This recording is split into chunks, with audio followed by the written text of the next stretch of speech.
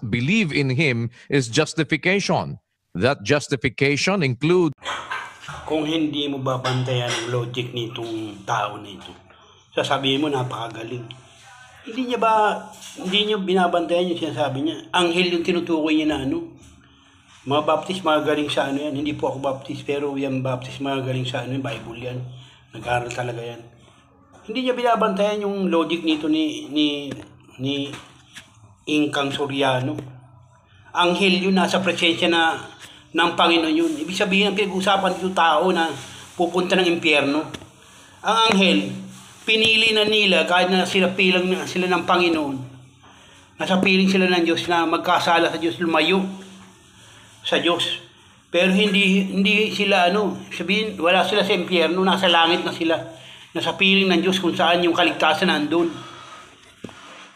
Kung nito Lord,